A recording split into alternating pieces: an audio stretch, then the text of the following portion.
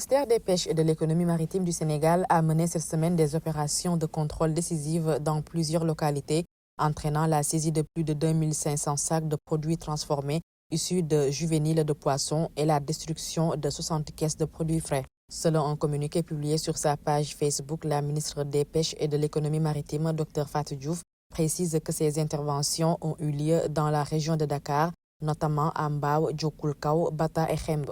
À Joal-Fadiouth, mi-février, des charrettes transportant illégalement des sardinelles juvéniles ont été déjà interceptées, révélant un réseau organisé désormais démantelé.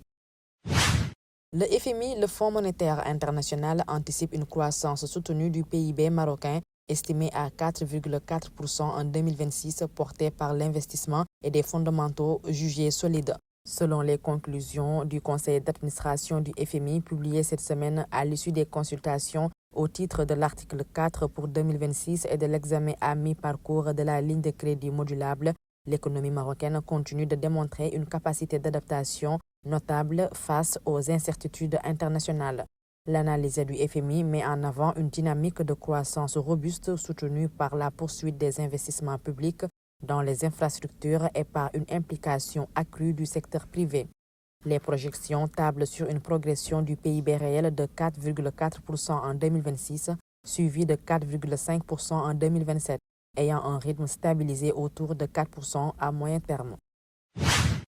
Le commandant Aboubakar Diakité, dit Toumba, condamné en juillet 2024 à 10 ans de prison pour crimes contre l'humanité dans le cadre du procès du massacre du 28 septembre 2009 au stade de Conakry, est décédé cette semaine à l'hôpital militaire du camp Samori Touré, où il avait été évacué en urgence 2 jours plus tôt. La Direction nationale de l'administration pénitentiaire et de la réinsertion, dans un communiqué signé de son directeur Mamadou Gandouba, a précisé que le décès est survenu à 4h35 dans un tableau clinique de hernie de la ligne blanche étranglée compliquée d'une péritonite aiguë généralisée, ainsi que l'ont attesté les médecins traitants. Condamné par le tribunal criminel de Dixine pour son rôle dans le massacre du 28 septembre 2009, au cours duquel des centaines de civils avaient été tués par des militaires dans le stade national de Conakry, Aboubakar Diakité demeure l'une des figures les plus controversées de l'histoire politique et sécuritaire récente de la Guinée.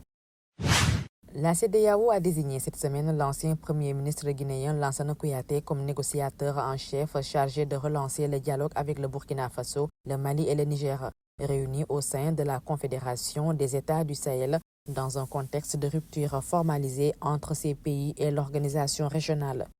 L'acte de nomination a été signé par le président sierra-léonais Julius Maada Bio, président en exercice de la CEDEAO, et il fait suite à l'approbation de la conférence des chefs d'État et de gouvernement. La décision confère à Lansana Kouyaté un rôle central dans la recherche d'une solution politique et institutionnelle pour préserver les acquis de l'intégration ouest-africaine.